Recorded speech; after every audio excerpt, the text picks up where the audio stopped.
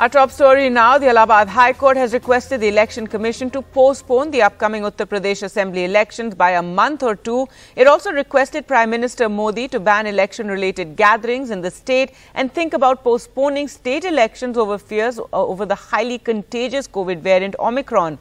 The court made the observation while hearing an unconnected bail petition. If rallies are not stopped, results will be worse than the second wave, is what Justice Shekhar Yadav said. Earlier we spoke to Alok Pandey for more.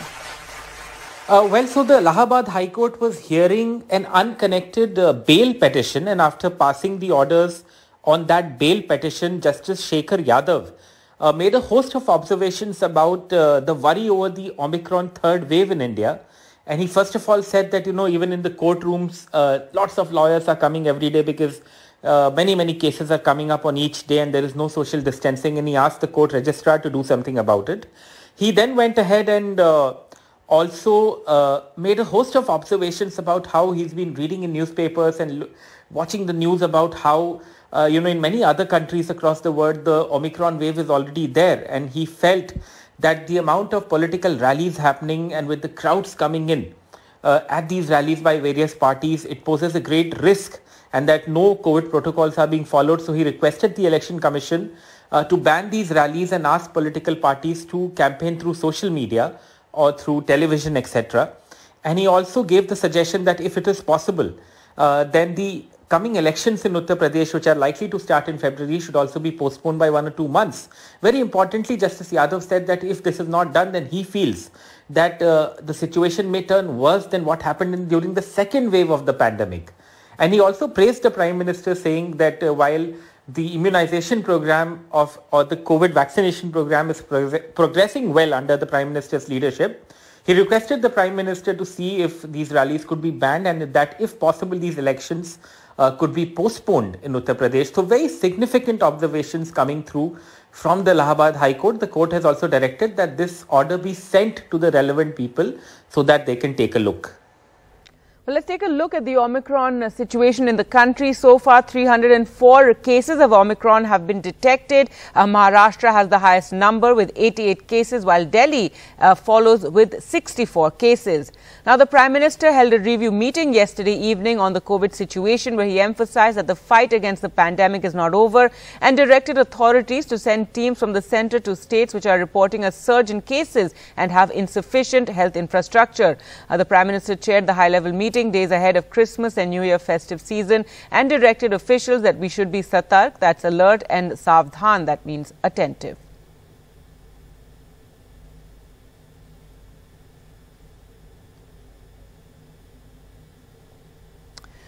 Now, speaking of the UP elections, the elections for the UP Assembly are likely to be announced early next month, but already most political parties in the state, particularly the BJP and its chief rival, Samajwadi Party, are campaigning hard with rallies and roadshows.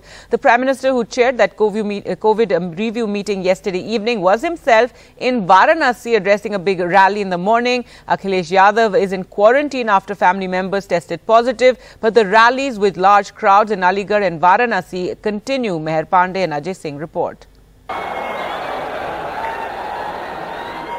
Political rallies today in Uttar Pradesh with almost zero COVID appropriate behavior, despite officials fearing lakhs of daily cases because of the growing Omicron threat. Hardly any COVID norms were followed at the PM's Varanasi event. Attended by thousands of unmasked people tightly packed together at the venue. Even Mr. Modi and UP Chief Minister Adityanath were filmed unmasked at multiple times during the 2-hour event. The Prime Minister's repeated visits to UP even before the elections are announced, he has spent 12 of the last 37 days in the state, have coincided with rising worry over the Omicron variant. But each of the Prime Minister's events, all organized by the government, have seen violations of COVID protocols, few masks and little social distancing. सबसे कहा गया था और यहाँ लोगों को mask बिक्री भी किया जा रहा है। ये जरूरी था कि मास्क लगा के आइए, लेकिन लोग मास्क लगाए हुए बहुत लोग नहीं दिखाई दे रहे हैं। हम उनसे जाके कह भी रहे हैं कि आप मास्क लगाइए, मास्क लगाना मस्ट है। लापरवाही है, हमारी भी खुद की लापरवाही है और सब प्रशासन की भी लापरवाही, क्योंकि मैंने देखा है वहाँ पर रोक तो हमें रहे थे, लेकिन किसी को मास्क अनिवार्य नहीं कर रहे थे। उनको यह भी तो कहना चाहिए था सर कि मास्क लगा के अंदर जाइए। From East UP to the West, in Aligarh, huge maskless crowds at this joint Samajwadi Party RLD joint rally. Although Akhilesh Yadav skipped this rally last minute as his wife and daughter tested positive for coronavirus, the attendance ran into lakhs and no COVID guidelines were followed. Barely any masks, no temperature checks and no social distancing. When asked about COVID protocol, extremely bizarre responses from both the public and the organizers. कच्चू ना लगाया जा जिया है ही ना corona एक बात बताओ, किसान इतना मिट्टी में काम करते है तो एक बात बताइए, कोरोना काहे के हमारे देहात में तो किसी के है ना खून बहाव तो पसीना, किसी के है कोरोना, कोरोना है जो अंदर बैठे रहते हैं उनके कोरोना। अभी वैक्सीन लगी है आपको? नहीं, हम नहीं लगवाते। मुझे हो चुका है कोरोना और कई स्टडीज ये कहती हैं कि जिनको हो चुका है बहुत जल्दी उनको नहीं होने वाला। The Samajwadi Party chief has even refused to get vaccinated, saying he will only get the jab when the Prime Minister's photo is removed from the vaccination certificate. जिस दिन जो सर्टिफिकेट मिल रहा है उसमें भारत का झंडा लग जाएगा, उसी दिन का मैं वैक्सीन ले लूंगा।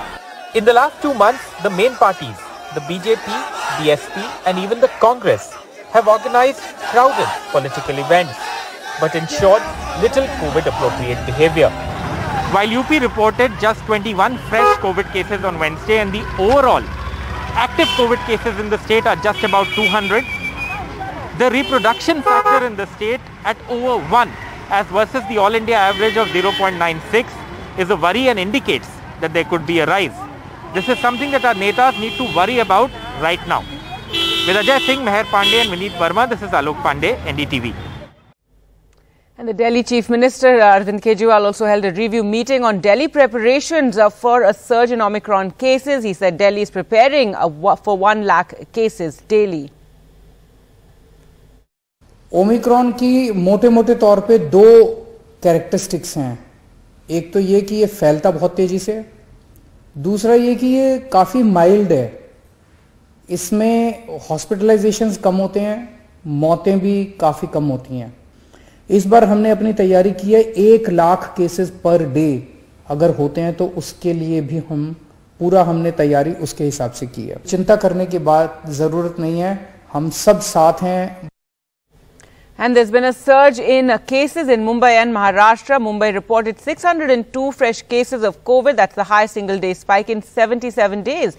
Section 144 has been put in place to prevent large gatherings, while the Chief Minister Uddhav Thackeray held a review meeting yesterday evening. The shadow of COVID once again in Mumbai, just ahead of Christmas and New Year festivities. ये नया बीमारी की वजह से सब चौपट हो गया धंधा। सब लोगों का भी गलती है, उन लोग भी रिस्पॉन्सिबिलिटी नहीं ले रहे कि मास्क नहीं लगाते हैं, डिस्टेंस मेंटेनेंस करते हैं। ये जो नियम है ये हमारे अच्छे के लिए, हमारे भले के लिए, तो मुझे ऐसा लगता है कि हमको सबको वो फॉलो करने चाहिए। जो गाइडलाइंस गवर्नमेंट ने दी है, न्यू गाइडलाइंस जो दी है, उनको भी हमको फॉलो करना चाहिए। Section 144 to prevent large gatherings has been imposed. Even as in the past 24 hours, 602 new cases have been reported, the highest in 77 days. Maharashtra also reporting the highest cases in the last 48 days. Of these, the maximum cases appear to be emerging out of clusters in areas surrounding Mumbai and Pune. 83% of the total cases in Maharashtra are from these 2 cities. 59% of the patients are in hospital and 41% are in home quarantine. The active cases in Mumbai have gone up dramatically in the last week. बहुत सारे लोग Europe से और दूसरे देशों से यहाँ Christmas की हॉलीडेज पे आते हैं, तो जनवरी 15 तक एडमिनिस्ट्रेशन को काफ़ी सतर्क रहना है। और जो हमारे काकानी साहब ने बिल्कुल इसका निर्देश दिया है कि जनवरी 15 तक ये लोग आएंगे, फिर फर्स्ट हफ्ते में चले जाएंगे और उसके बाद में 8 या 10 दिन तक हमें काफ़ी सतर्क रहना पड़ेगा और जो स्टैंडर्ड प्रिकॉशंस है कोरोना के उस पे तेज ध्यान देंगे। What is worrying is that even the vaccination coverage is not adequate. In Maharashtra, 87% of the population has received only the first dose. Complete vaccination coverage has reached only 55% of the people eligible for the vaccine. The government has now started imposing restrictions in many places, but the increase in COVID numbers in Mumbai and Pune is a matter of concern. With Pooja Bharadwaj in Mumbai, Bureau Report, NDTV. So Mumbai recording over 600 new COVID cases yesterday has rung alarm bells. Maharashtra Chief Minister met the task force in the evening amid the spike in cases in Mumbai. Well, let's go across to Sohit now for more. And Sohit, so what happened at that review meeting that took place yesterday evening? Well, Gargi, the meeting happened around 10 p.m. yesterday night, in fact, and since the Chief Minister isn't coming to the office, this happened via video conferencing, and this was happening amid the growing COVID cases in the state. And in the meeting, the Chief Minister asked the COVID task force to take more preventive measures to check the spread, which means that what our sources told us that today, in the next 24 hours, there will be a fresh guidelines issued for 25th December as well as for 31st January. So we can say that the new guidelines will suggest enforcing strict restrictions will also be imposed on crowd gathering in hotels, restaurants, as well as along with weddings and get-together. Now, this is happening because we know that there has been a constant rise in the cases across the state. So even if we look at the cases in Mumbai, it has been increasing every day. In the last 24 hours, Mumbai saw 602 fresh cases, which is the highest single-day spike in the last 77 days. So this is in fact, even Maharashtra saw 1,179 new COVID cases reported in the state. And since even the Omicron cases are continuously in rise, there have been a total of 88 patients infected with Omicron variant in Maharashtra, the highest in the country. These this meeting happened, and now fresh guidelines will be issued today. And it would be important to see that what will be happening in these fresh guidelines, because as we know, many of the people, many of the citizens have already made plans for Christmas as well as for New Year. And just 24 hours before the Christmas, this new fresh guideline is expected to come out today. And what we are listening is that there will be fresh restrictions as well as more restrictions that will be coming in this new guideline.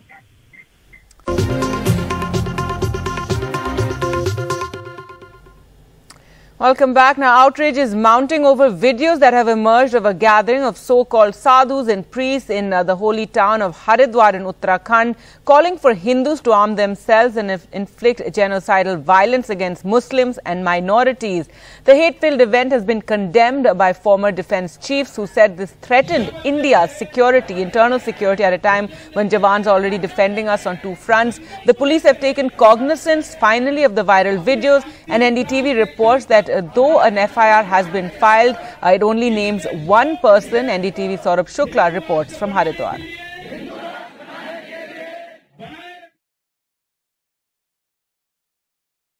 मुसलमान प्रधानमंत्री आप सब लोग नहीं बनने देंगे, ऐसी वचनबद्धता दें। देश में 80% हिंदू हैं और भारत हो रहा है इस्लामिक। इस मंथन से जो अमृत निकलेगा वो धर्मादेश होगा। 50 लोग मुसलमान हैं, उस गांव में उनकी संपत्ति अधिक से अधिक दामों में खरीदकर उन्हें गांव से बाहर कर। The viral videos that have horrified India of a hate-filled event in the holy city of Haridwar. 3 days of calls of genocidal violence against Muslims. अब ये बात इतने अंतर है, या तो खुद मरने को तैयार रहो या मारने को तैयार रहो, दूसरा कोई विकल्प नहीं है। It's drawn condemnation from former defense chiefs, with a former Navy chief tweeting, "Why is this not being stopped? With our Jawans facing enemies on two fronts, do we want a communal bloodbath, domestic turmoil and international disgrace?" Even former tennis star Martina Navratilova tweeted, "What is going on?" And yet, 3 days since the event, no action against them. Police officials simply told NDTV they are monitoring the situation. देखिए, police इस पे नज़र बनाए हुए हैं और इस पे लगातार हम लोग इनके बहुत ही ढंग से इस पे नज़र बनाए हुए हैं और जो भी आवश्यक कार्रवाई होगी उसको करेंगे. The organizers are at large, many of them flaunting their BJP connections on social media. Here is one of them blessing the Chief Minister of Uttarakhand, Pushkar Dhami, and with UP Chief Minister Yogi Adityanath. The same sadhu seen here making a violent speech. यहाँ के नेताओं को, यहाँ की फौज को, यहाँ के हर हिंदू को अस्त्र उठा करके इस सफाई अभियान को करना पड़ेगा, इसके अलावा कोई दूसरा विकल्प नहीं है। When we met the hate mongers, they expressed no remorse at what they said or had any fear of arrest. आपने जो बयान दिया उस पर आप कायम हैं? बिल्कुल मैं कायम हूँ, हमेशा कायम रहूंगा और पहली बार नहीं दिया, मैंने बार बार दिया है कि भारत के संविधान में आप पुराना संविधान उठाएंगे तो धर्मनिरपेक्ष शब्द नहीं है, पंथ निरपेक्ष शब्द है। तो पहले तो बात ये स्पष्ट हो जाना चाहिए कि भारत का संविधान धर्मनिरपेक्ष नहीं है। धर्मनिरपेक्ष का मतलब होता है इसका कोई धर्म नहीं हो, और पंथ निरपेक्ष का मतलब होता है कि पंथ तो अनेक हो सकते हैं, लेकिन धर्म जो है केवल सनातन धर्म है। Many of the organizers or those present on stage already have cases against them, like the hate-mongering religious leader Yati Narasimhanan. लड़ाई में जीतता वो है जिसके हथियार शत्रु से ज्यादा ताकतवर होते हैं। Also seen in the videos, BJP leader Ashwini Upadhyay, who is out on bail in the Jantar Mantar hate speech case in Delhi. It's been 4 to 5 days. There is no action against these people who have given hate speeches. Is it because these people have close political connections with the people who are running the government in Uttarakhand and Uttar Pradesh? They are directly challenging the Constitution of India and law, but no action against these people. In Haridwar with Ashok Mahale, Adnan and Rahul Kumar, Saurabh Shukla for NDTV. Now, in a major security concern ahead of elections in Punjab, one person died in a blast inside a court complex in Ludhiana. 4 people suffered serious injuries in the explosion. The Chief Minister, however, linked the blast to an FIR that was recently filed against Akali leader Majithia. The Chief Justice of India has expressed concern. A blast inside the district court complex in Ludhiana has left 1 person dead and 5 injured. Suspect है जिहड़ा बंदा जिहदी body उत्थे मिली है ਉਹਨੂੰ identify ਕਰਨ ਦੀ ਕੋਸ਼ਿਸ਼ ਕਰ ਰਹੇ ਹਾਂ ਔਰ ਲੱਗ ਰਿਹਾ ਕਿ ਉਹਦੇ ਕੋਲ ਹੀ ਇੰਪੈਕਟ ਸੀਗਾ ਜਾਂ ਐਕਸਪਲੋਸਿਵ ਦਾ ਜਾਂ ਉਹ ਬਹੁਤ ਨੇੜੇ ਸੀ ਜਾਂ ਉਹ ਕੈਰੀ ਕਰ ਰਿਹਾ ਸੀਗਾ ਇਹ ਪ੍ਰੀਲਿਮਿਨਰੀ ਗੱਲ ਹੈ ਇਹਨੂੰ ਕੋਈ ਕਨਫਰਮ ਨਹੀਂ ਕਹਿ ਸਕਦੇ ਤੇ ਬਾਕੀ 4 ਜਿਹੜੇ ਇੰਜਰਡ ਹੈ ਉਹ ਸਾਰੇ ਆਊਟ ਆਫ ਡੇਂਜਰ ਹੈ ਉਹਨਾਂ ਨੂੰ ਇਮੀਡੀਏਟਲੀ ਅਸੀਂ ਹਸਪੀਟਲਾਈਜ਼ ਕਰਵਾ ਦਿੱਤਾ ਸੀ they are okay The blast took place on the 2nd floor of the district court. The intensity was so severe that walls and window panes of vehicles parked outside the court were shattered. The blast occurred hours before the Chief Minister was scheduled to address a rally in Ludhiana, and it comes just days after the sacrilege and lynching case in Amritsar ahead of the elections. ਸਾਨੂੰ ਲੱਗਦਾ ਹੈ ਕਿ ਆਉਣ ਵਾਲੀਆਂ ਚੋਣਾਂ ਨੂੰ ਦੇਖ ਕੇ ਅਰਾਜਕਤਾ ਫੈਲਾਉਣ ਦੀ ਪੰਜਾਬ ਦੇ ਵਿੱਚ ਕੋਸ਼ਿਸ਼ ਹੈ ਇਸ ਦੇ ਪਿੱਛੇ ਕਿਹੜੀਆਂ ਏਜੰਸੀਆਂ ਜਾਂ ਕੋਈ ਜਿਹੜਾ गैंग है या क्या है ਉਹਦੇ ਬਾਰੇ तहकीकात चल रही है। ये नकारात्मक राजनीति की पराकाष्ठा है कि बेकसूर लोगों की जानें ली जा रही हैं वोट्स की पोलराइजेशन के लिए। The opposition gearing up for elections attacked the Congress government. लेकिन दुर्भाग्य है कि पंजाब की सरकार बार बार जो उनको वार्निंग्स आ रही हैं उसके बावजूद पंजाब की सुरक्षा पर जितनी सतर्कता देनी चाहिए थी सीमाओं पर जितनी सतर्कता रखनी चाहिए थी वहां कहीं नहीं। The centre has sent a team from top anti-terror agency NIA to investigate the matter. With Mohammad Ghazali, Rishika Barua, NDTV.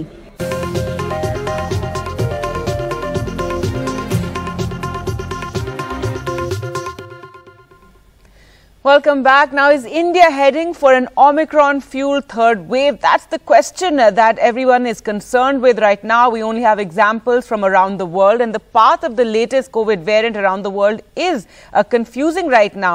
We spoke to Dr. Angelique Coetzee, chairperson of the South African Medical Association, to understand this better. Joining me, Dr. Angelique Coetzee, chairperson of the South African Medical Association. Thank you very much indeed. Always great to have you back on NDTV. Dr. Coetzee, obviously with the world's eyes very much on South Africa in terms of tracing the trajectory of Omicron, what do we see now? What is the latest data or information coming out of South Africa where it appears that actually the caseload does seem to be falling off?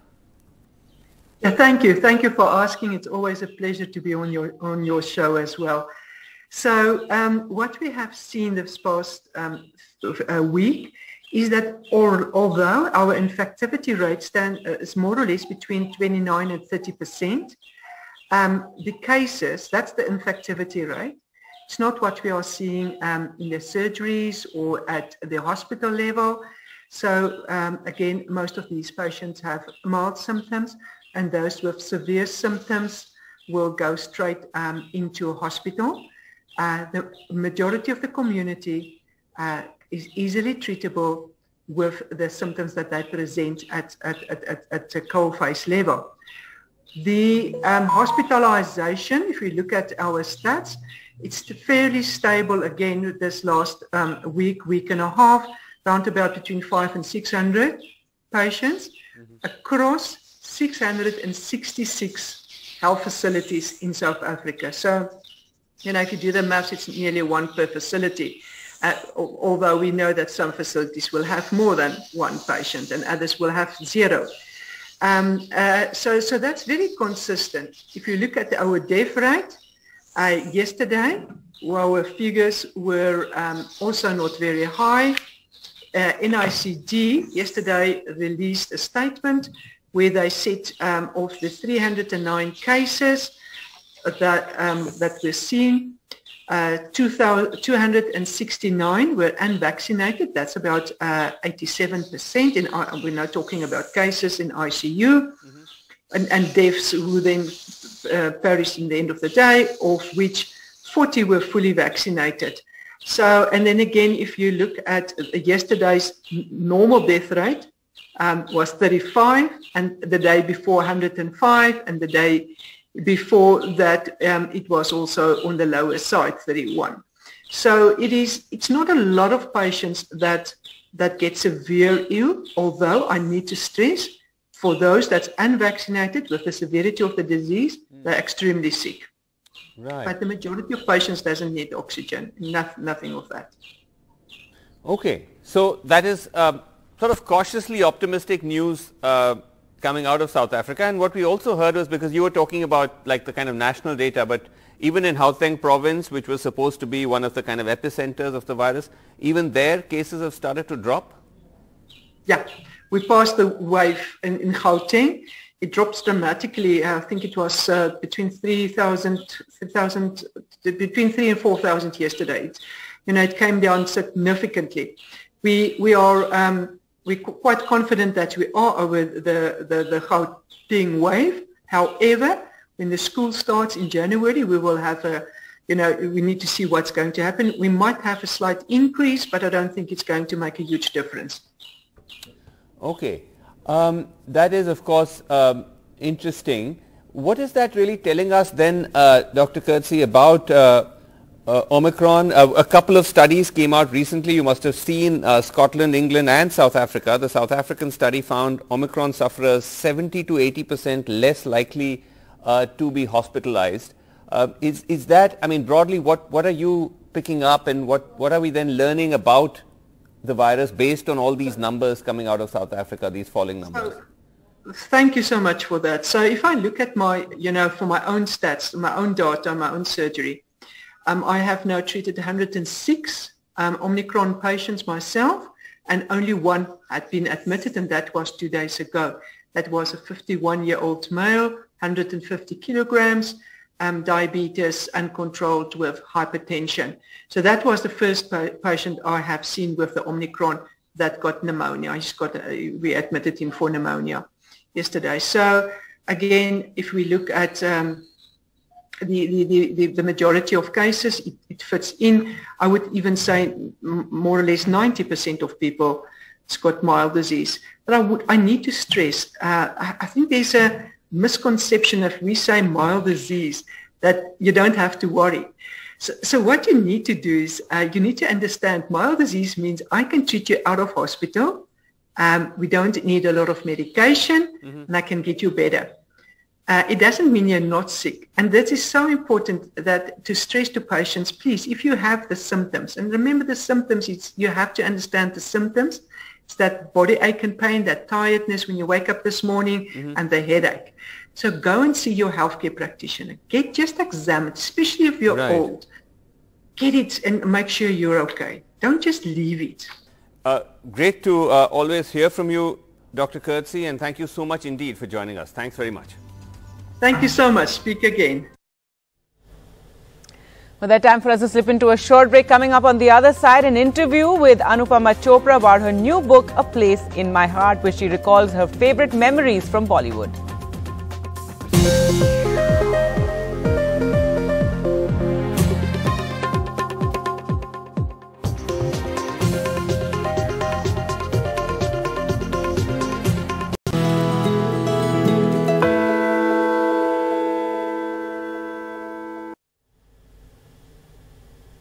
We're now joined by author, film critic and journalist Anupama Chopra, who's written a new book called A Place in My Heart, which talks about her favorite memories from her years covering all things Bollywood and filmy. It lists 50 films, artists and events that left an impression on her.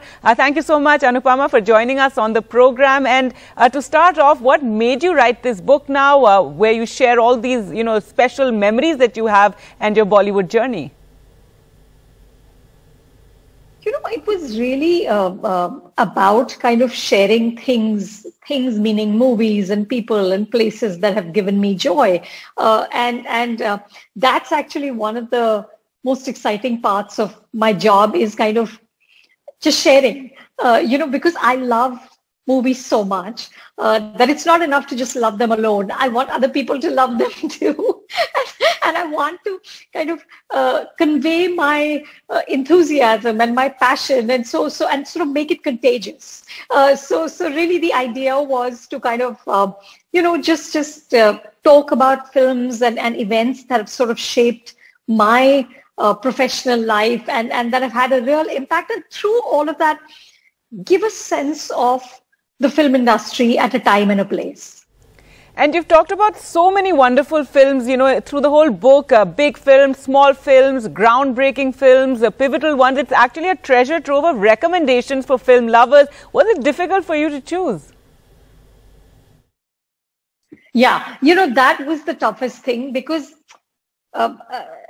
there's too many movies. I could do A Place in My Heart, Part 2, Part 3, Part 4. We could just keep doing sequels. This could be a franchise, because there's too many films to love. And this book actually doesn't touch on foreign cinema at all. I've stuck to Indian cinema and various, of course, like you said, shorts and documentaries. And but there's so much. So that was really tough to kind of just decide, like, okay, these are the movies and the rest will have to wait. And you've talked about several personalities through the book. Of course, there's Amitabh Bachchan, you talk about Karan Johar. And I found the Priyanka Chopra, chapter most interesting, because she has had such an incredible journey. Well, that's the thing, I've done this now for more than 25 years. So I have really seen the film industry. Of course, cinema changed. Cinema has changed a lot, but film industry was a completely different place. And when I talk about it now, it's almost impossible to imagine how chaotic it was. How it was like I just say, it was like the Wild West. It was just, a few families and just the chaos of sort of not having contracts, not having bound scripts.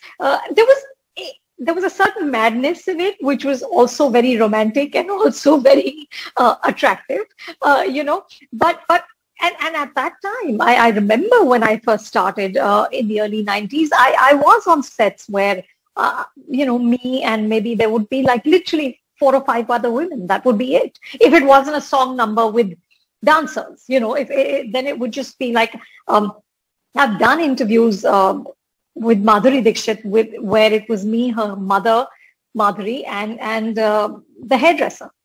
We were like 4 women, and it was a unit of 100, 150 people. And from that to come to where we are now, where, women are in every sphere of filmmaking and women are frontlining films. And it's just wonderful. It's been an amazing evolution to watch.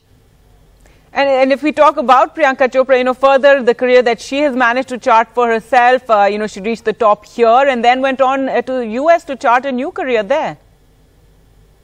Absolutely. For me, that was astounding, because Hindi cinema, like cinemas everywhere, is ageist. And especially for women, you don't need me to tell you that it's awful about what happens when women get older, the kind of roles they get offered. And here's a woman who just refused to play by the rules and said, you know what, I'm going to do my own thing. I'm shifting the goalpost and I'm just going to Hollywood. I mean, for me, that was just brilliant. What a boss move. Right, boss move indeed. And I love that you mentioned the film in which Annie gives it those ones, which was directed by Pradeep Krishan. It was written by Arundhati Roy, much before she became this famous novelist. And this was a film that was really ahead of its time, and I personally feel it never got its due. Absolutely. It's one of my favorite films because it does so many things. And it was such a amazing sort of grunge vibe that you couldn't even imagine in the 80s. Imagine they made this film then. And I think over the years it has kind of found a cult following because it's on YouTube. And of course it has Shah Rukh Khan. It was his first film, so people have kind of gone back to rediscover it. But imagine this was a film funded by Doordarshan. Cannot even conceive of it now, but it's just brilliant. It's so funny and it's moving and it's really a look at youth with all its folly and its tenderness and its magic. It's just beautiful. I love the film. I enjoyed the chapter that you have on Mammy and the Mumbai Film Festival, and I have to say I had no idea that the film festival at one point was in jeopardy, and it took this immense effort to actually save that film festival that you also put in, and I'm glad you did. Absolutely. Well, I cannot take all the credit for it. I was one of the many warriors who were there, but it was it was really like I couldn't imagine that this film festival would shut down, and neither could many other people, including just regular people who loved the festival and went there. And so we spent months just scrambling to get the funds together to hold the festival, and then we actually took over as I became festival director, Smriti Kiran artistic director, Kiran Rao was the chairperson at the time. And, the three of us, it was so funny because we knew nothing about running festivals. We knew nothing about raising money. We just had love and passion and were willing to put in what it took. And I remember we would go from, brand office to brand office, literally like traveling salespeople and say, this is what we want to do. And will you please give us some money? Because it's an entirely privately funded festival, which is so, and it takes crores, it's not a small amount that we're looking for. But thankfully Jio came in, thankfully Star came in at the time, and they helped us to save it and just revive it. It's such a sort of landmark on the festival map in India, and it's been such an amazing thing. It's the first time in my life that I was a participant in actually building something. Otherwise I've spent my life working for legacy media companies, including NDTV, where I spent many years. Yeah. So this was the first time where I was just in the trenches, putting one brick after another brick and hoping that somehow an edifice will rise, and it did. And what about the whole OTT scene? I'd like to get your view on that, with Netflix, Prime, so many others there, so many different movies are now being made, and we as an audience also have access to so much more now. Listen, it's been very exciting. I cannot tell you, of course, for those of us with enough privilege, the stories have sustained us at a very, very difficult time. And the fact that we can now watch so much good cinema just sitting at home is unimaginable. I grew up when Doordarshan had all we could see was the Chitrahar on Thursday night and the Sunday movie, and that was it, and now to just have these thousands of choices is an amazing thing. For me, it's also very exciting as a sort of observer of the entertainment landscape to see how it's broadened out, the scope for writers, for the scope for actors. It's thrown up a different set of stars, and it's amazing. I'm very happy, and I just hope that it keeps maturing, it keeps evolving, and we keep telling really exciting stories. And we get to see so much regional cinema as well. If we talk about that now, and we get to see so many great movies. Also, there for a long time there's been, so much focus and attention on Bollywood in the north, of course. But the Indian film industry is actually so much more. Absolutely, and this has been one of my pet peeves with, in fact, many foreign journalists and publications always sort of confuse the Hindi film industry with the Indian film industry, and that's not true at all. Some of the most invigorating and exciting industries are actually outside of Mumbai. And some of the films I talk about are Kumbalangi Nights or Aranyakandam or Super Deluxe. It's just, I am guilty of it too. My life was so kind of consumed by Hindi cinema that I didn't watch enough cinema outside of my little narrow sphere. And in the last, through this pandemic, that's what I've discovered. And my God, they're telling fabulous stories. There's fabulous actors. But look at how the world has changed. Of course, Bahubali also was a massive sort of propelling and tipping point in this conversation. But, you look at an actor like Fahad Faasil, who's not done a Hindi film, and he's not sort of looking to be a Hindi film star, but he is a pan-Indian star, and that's wonderful. And that's because we have streaming services and people are now watching all sorts of films. And I think that will only help. It'll help all the industries to get better at what they do. And you shared many anecdotes in the book. You talk about how Amitabh Bachchan actually criticized you for not being able to be, you weren't fluent enough in Hindi, and that was a very funny nugget that you shared. Yes, that's been his sort of pet peeve about me, is that my Hindi isn't good enough, and it's also because I'm from UP, right? So, what's your excuse? You should be speaking better Hindi than you do. Ab kya bolo? It's embarrassing, and I'm not proud of it. But I have conducted an entire interview with him in Hindi and sort of lived to tell the tale. So I have to say I'm sort of proud of that, because his Hindi is just fabulous.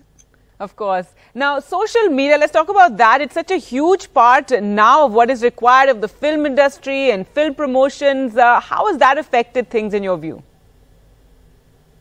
It is a big part of, but frankly, it's a big part of all our lives. The truth is that, and of course, actors are expected to do it, because I think actors in India are expected to not just be actors, but also be brands. And social media is a big part of that. It's part of your brand. I think it's a tricky space, and I think most people would say that they probably find Instagram safer than Twitter, which can get really vicious. But I think that it's exciting to kind of see how people are navigating it, to see how they are connecting with fans, to see how they're sort of having conversations. And of course, it's not always going to be healthy and positive conversations, but I find social media exciting as long as you don't let it control you. You control social media, which is very tough to do. I struggle with it every day. So coming back to your book, the first film that you talk about is Sholay, of course. So tell us about that, if you could share with viewers. It really is, and it just breaks my heart when I meet younger people who are like, but no, we haven't seen Sholay, because their film education begins with K3G. So I'm like, no, you have to see Sholay as much as I love K3G. So for me, Sholay is really the kind of it's a film which sort of put together all the ingredients that make Hindi cinema so great, and mixed them, just blended them perfectly. That the thali that sort of Hindi cinema is supposed to have, ki, is kahani mein romance hai, or emotion hai, or tragedy hai, or so all of it was literally in that film and put together, threaded together, just organically, so beautifully. So for me, it's like one of my top favorites. Another, aspect that you touch upon is about, how there are lots more women now in the film industry. There are many women directors now. Your sister is there. There's Zoya Akhtar, whose film Luck by Chance is also one of my favorites, and you talk about that. It's a fabulous film, and it's for me one of the finest films about the Hindi film industry, because films about Bollywood can become very. It's too easy to make fun of Bollywood. But Zoya doesn't come from that place. She's critical, but she's also a great lover. Of course, she's grown up here, So I think Luck by Chance is just a love letter to the film industry, but a scathing one. And finally, if I asked you, to choose 5 among the 50 things that you have sparked joy for you in your book and found a place in your heart, could you do that? In fact, this book has 51 entries, and that's also not enough. Like I said, I could probably write a few more books on all the films I love. So no. And it all depends on where in your life you are. It's funny how you respond in a certain way to a certain piece of cinema, and then a few years later, when you're a different person, you might discover things about that film that you didn't see before. So I think it's a sort of ongoing love affair with the movies. It never gets over. All right. Well, thank you so much, Anupama Chopra, for speaking to us about the new book. Thank you. Thanks so much. Bye-bye.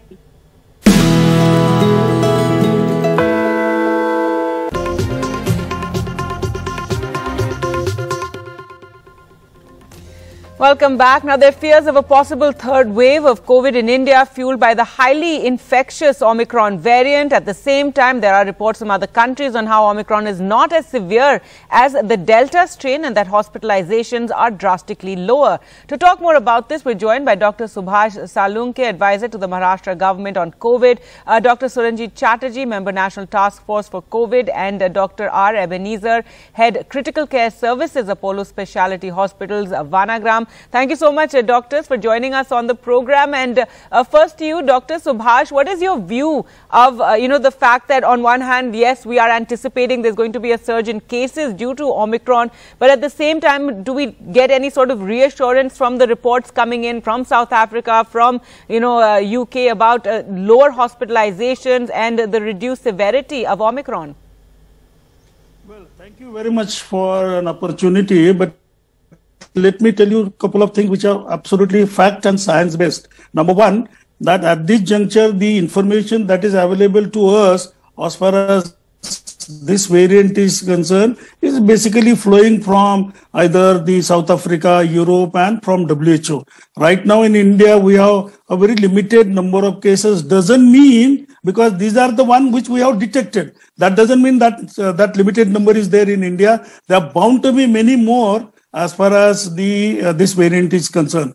And the fact remains that at this stage, we are finding that this appears to be highly infectious, but comparatively less virulent. But that shouldn't really give us unnecessarily false hopes, and we shouldn't really lower down our guard. Under the circumstances, the preparation that is being proposed by the government of India, by the state government, is going to be absolutely correct.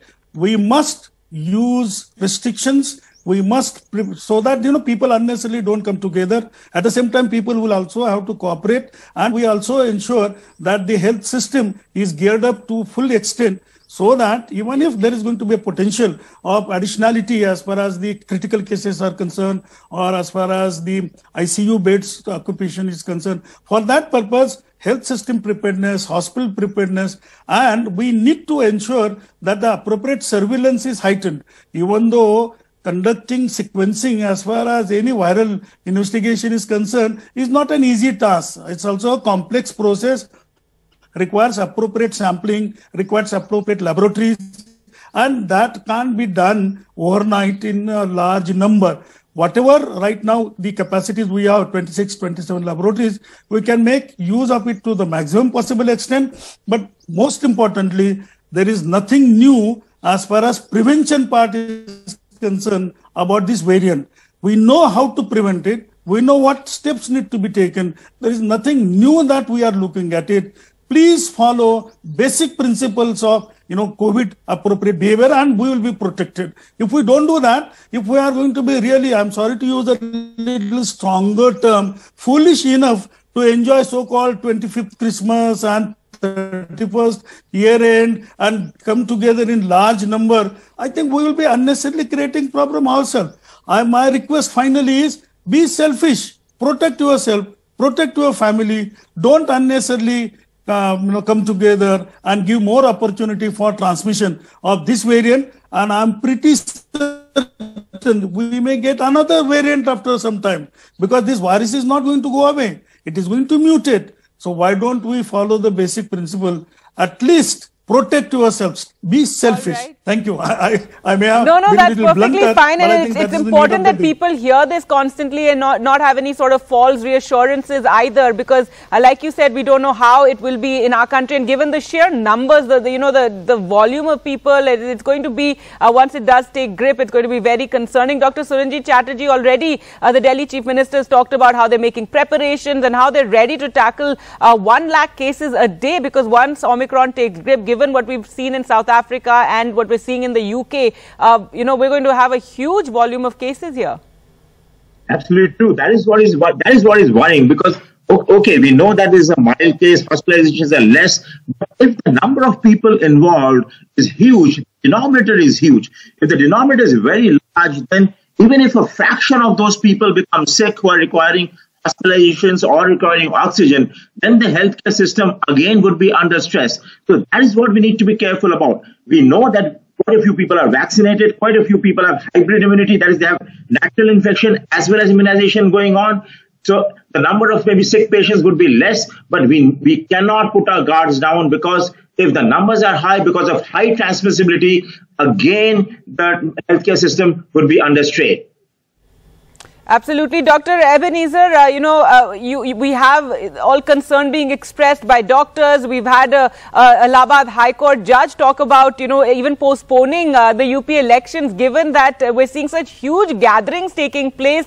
Your view right now, because a lot depends on people also and their behavior. Various states have already announced certain restrictions ahead of New Year's. See, if we are going to prevent the Omicron wave, we have to be very, very careful. It has to start from the top.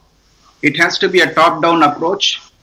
The government at the top should also play a major role. In the previous Delta wave, religious gatherings, election rallies, festivals, all of that fueled the rise. So this time we know where we made the mistake last time. So here is a virus which is 70% more contagious than the Delta wave. So as my predecessors were telling, at the same time, you might face a lot of people getting infected with Omicron. The severity may not be there. They may not be coming into the hospital. But remember, last wave, it was around 4 lakhs a day. This time, if it touches 14 lakhs, you will be seeing a similar number of hospitalizations, the same thing as we witnessed in the last wave. So we have to be proactive. I think the government has already started in the correct direction. And many places, Christmas parties, New Year gatherings have been curtailed. And I think the Allahabad High Court has also given a landmark direction. They have asked whether we can defer the UP polls. But these are things for the government. I think it is a dynamic process. Every day they will be assessing the situation. And as it fans out, I think first it is to protect our society. That's most important. Elections can wait. And maybe a month or two, as the High Court has advised, probably if the surge is very severe, the government might take the decision. But that is up to the government at the top to decide how they want to go about But there are clear because right now it seems that we really need to focus on vaccines. We need to, because we're still just 42% have received 2 shots of the vaccine. We really need to get that figure, much higher. We were hoping that 60% of the adult population would be vaccinated by the end of this year, but that's not happening, and it needs another push. Vaccine rates have fallen. Dr. Ebenezer, also, if we talk about the second wave, we saw a huge shortage of oxygen, but again, going by examples from other parts of the world, it seems that with this variant as opposed to Delta, you don't see that drop in oxygen. If you could, tell us a bit about that. See, the Delta variant was very severe. There were many people who had severe pneumonia. So as a result, a lot of people required oxygen at the same time. So that is where our healthcare services were completely overtaken, and we were not able to capacity build immediately. But now, over the past 6 months, every hospital, for example, in Tamil Nadu, every government hospital, we have oxygen plants now. So we are ready. So this time we will not be taken by surprise. Almost all major private hospitals and district hospitals, even district hospitals, I would like to emphasize, they are having their individual oxygen plants in place. So you will not be seeing the similar amount of oxygen crisis as it was witnessed in the second wave. But again, if it spreads very, very fast, and if at the same time many people come into the hospital, definitely ICU beds, everything will again become a problem. So we have to be careful. And you were making a point about vaccination. I think the last few months we have been aggressive in vaccinating, but I think all of you will agree probably in the last 1 month the vaccination was not, people are not coming forth. They thought COVID was over and it was going into a very, very flight mode like symptom. But now you see, again with Omicron coming into the picture, we are again speaking at vaccination. But remember, I read 2-3 important statements yesterday by the WHO. No country can boost its way out of this pandemic. Just by providing vaccines, providing by boosters and repeatedly boosting your vaccination strategy, one particular country cannot come out of the pandemic. You have to vaccinate the poorer countries also. Otherwise, that's absolutely a very, very important point. And Dr. Salunke, you spoke about, how we'll see new variants, and we will see new variants if across the world we don't, provide enough vaccines. Exactly. See, you cannot see the Pfizer vaccine is not available across the globe. It is only available. All right, let me ask that question to Dr. Subhash Salunke also, if you could, give your view on this. Yeah, I think vaccination is a very, very critical and important tool as far as fighting the pandemic is concerned. And we know right now 50% of the Indian population, leaving aside the children, is only vaccinated with 2 doses. That means there is a sizable number of people who are either unvaccinated totally or partially vaccinated, exposing ourselves to the risk. Number 3, we are not yet decided about the 3rd dose, whether we call it a booster or 3rd dose or whatever. We are insisting at the central level that please decide very quickly. That is another point. Right. But in spite of, suppose even if we agree today that let us start with the booster dose, it won't have materially a difference for next 1 week. So what is critical now from today to the 15th January is ensuring restrictions, 1, to be imposed by ourselves, and 2, to be imposed by the government. See, there are about 15-20% population of our country who are so-called legitimate. Right, let me get a final word from Dr. Suranjit as well, and on this whole issue. And, if we're talking about the COVID protocol, Dr. Chatterjee, there's also news that the, cloth masks that have become so popular, that they're not as effective against Omicron. If you could tell us about that. That's true. There are studies coming through, which means the mask that we use so commonly till the second wave, the cloth mask is not that effective. Unfortunately, see, what happens, the cloth mask anyway, in the other places also, it actually prevented you infecting others rather than you getting protected because of that mask. It was always the other mask, the surgical mask, and then 95 which protected you as well. What was happening with the cloth mask is that you were protecting the other person so that you're not transmitting the virus so easily as compared to when you're not wearing a mask. So, but There are initial studies coming in about this cloth mask thing, that it may not be effective. So we need to be very, very careful. The social distancing, these gatherings, all these things have to go really. If we don't follow this protocol for the next 1 month, and especially with the New Year's coming in and the Christmas coming in, we are going to be in trouble. So let's at least be prepared. It may not really happen, but let's be prepared from now onwards. Well, we'll hope for that. Thank you so much, doctors, for sparing your time and joining us on the program this morning. Thank you.